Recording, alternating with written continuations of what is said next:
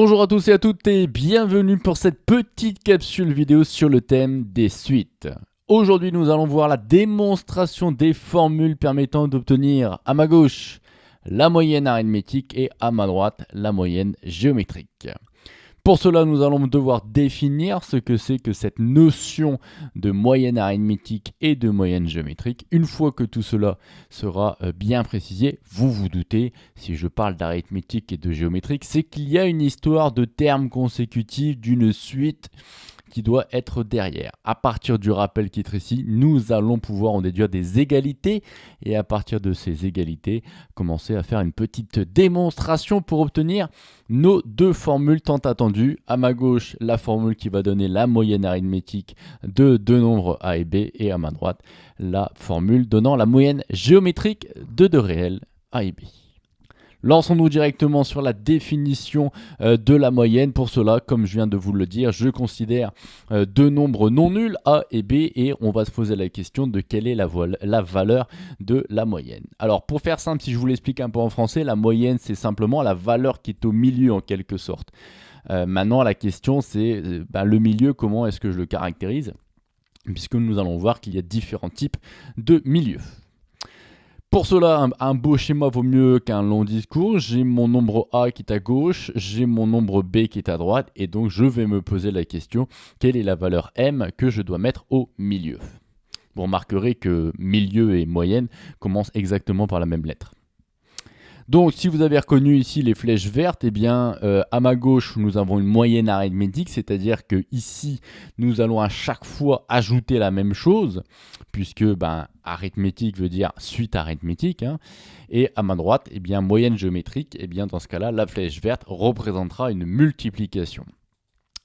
Alors, il va de soi que les deux moyennes ici vont pas forcément être égales. Alors, potentiellement, elles pourraient être égales, hein, ça sera une coïncidence, mais dans la majorité des cas, ça ne sera pas le cas. Donc, pour préciser un petit peu les choses, la moyenne arithmétique de A et B, on va la noter, je vous propose MOY pour dire que c'est une moyenne, et puis on va mettre un A majuscule pour dire que c'est une moyenne arithmétique. Donc, et entre parenthèses, on mettra A et B pour dire que c'est la moyenne arithmétique des nombres A et B. Donc c'est un nombre M de telle sorte que A, M et B vont représenter ici trois termes consécutifs à ma gauche d'une suite qui est bien sûr arithmétique. Si vous avez compris pour la suite arithmétique, eh bien on fait exactement la même chose à droite, c'est-à-dire que la notation, ça sera MOY indice G pour géométrique, et les termes A, M et B représenteront trois termes consécutifs, cette fois-ci d'une suite géométrique.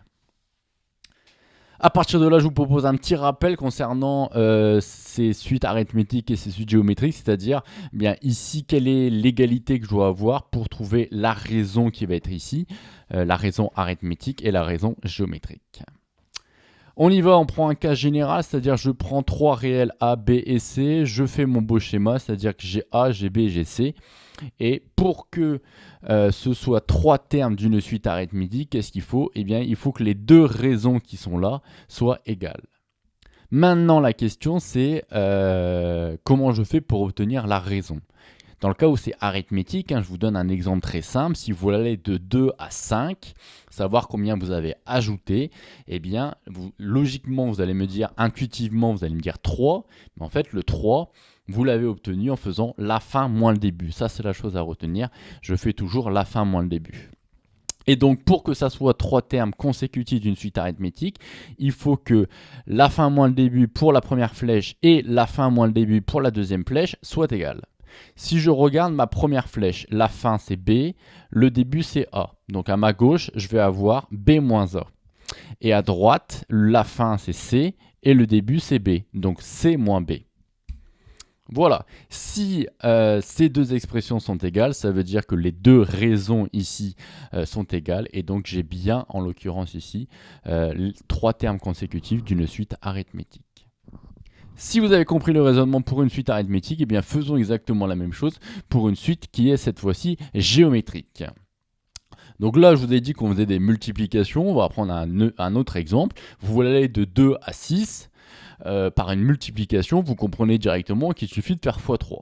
Maintenant, généralement, quand je demande à mes élèves, bah, vous avez fait comment pour trouver le 3? Bah, je le fais de manière intuitive. On est d'accord. Mais pour aller de 2 à 3, pour aller de 2 à 6, pardon, pour obtenir ce x3, en réalité, vous avez fait la fin divisé par le début. C'est ce qu'il faut retenir. Et donc, on va faire exactement le même principe, c'est que je vais utiliser la fin moins le début, divisé par le début, pardon. Et donc, pour la flèche de gauche et pour la flèche de droite, bah, il faudrait que la multiplication soit exactement la même. C'est-à-dire qu'en quelque sorte, la raison de la suite géométrique ici soit exactement la même. Donc, pour la flèche de gauche, ça me fait B divisé par A, puisque j'ai fait la fin divisé par le début. Voilà pour ma flèche de gauche. Et si je prends ma flèche de droite, ça me fait C divisé par B. Voilà concernant les égalités pour avoir 3 termes consécutifs d'une suite arithmétique à ma gauche et l'égalité pour avoir 3 termes consécutifs d'une suite géométrique à ma droite. Et vous savez quoi? Je vous propose de les utiliser pour démarrer notre petite démonstration. Si on reprend notre schéma qui est ici, attention, hein, on va essayer de le refaire ensemble. Eh bien, la flèche de gauche pour arithmétique, hein, je rappelle, je l'ai remis ici, c'est la fin moins le début. Donc pour la flèche de gauche, c'est M moins A. Voilà. Pour la flèche de droite, c'est B moins M. Voilà. Et nous faisons exactement la même chose avec la suite géométrique. Donc, je vous rappelle le moyen. Je fais la fin divisé par le début. La flèche de gauche, M divisé par A. La flèche de droite, B divisé par M. À partir de maintenant, la question, c'est de connaître la valeur de M. Donc, on va essayer de l'isoler. Ici, à ma gauche, je vous propose de mettre tous les M à gauche. Donc ici, j'ai un M. Là, j'ai un moins M que je vais mettre à gauche, ça fera plus M. Très bien. Maintenant, je mets tout le reste à droite. Donc le B reste sur place. Et le moins A, il passe de l'autre côté. Il se transforme en plus A. Ici, on va faire exactement la même chose. Le M qui est là, je vous propose de le laisser là. Il est très bien là où il est. La division par M qui est ici, je l'envoie à gauche. Ça va faire une multiplication par M. Le B qui est ici, je le laisse là où il est. Et puis la division par A qui est à gauche, je la envoie de l'autre côté, ça fait une multiplication par A. On va essayer d'écrire ça un petit peu plus joliment. M plus M, vous savez tous et toutes que ça fait 2M. B plus A, je vous propose de l'écrire dans l'ordre alphabétique, A plus B. M fois M, ça me fait M au carré. Hein. Je rappelle, quand on répète la même multiplication, ici en l'occurrence fois M, j'obtiens une puissance. Et puis de la même manière, B fois A, je vais l'écrire dans l'ordre alphabétique, donc A fois B. La division ici, pardon, la multiplication par 2 ici, je l'envoie de l'autre côté en une division par 2, donc ça me donne A plus B sur 2. Et vous savez toutes et toutes que pour détruire un carré, il suffit d'appliquer la racine carrée. Et donc pour la moyenne géométrique, vous ne le savez peut-être pas, mais nous obtenons racine carrée de A fois B. Voilà, nous avons terminé notre démonstration pour la moyenne de la suite arithmétique et la moyenne de la suite géométrique. La moyenne arithmétique, vous la connaissiez déjà, puisqu'en fait, c'est celle que vous faites quand vous calculez vos notes, pour savoir la moyenne que vous avez en maths. Et donc, on obtient que MOY, moyenne arithmétique de AB, c'est A plus B sur 2. Et si vous voulez, la moyenne géométrique, c'est racine carrée de A fois B.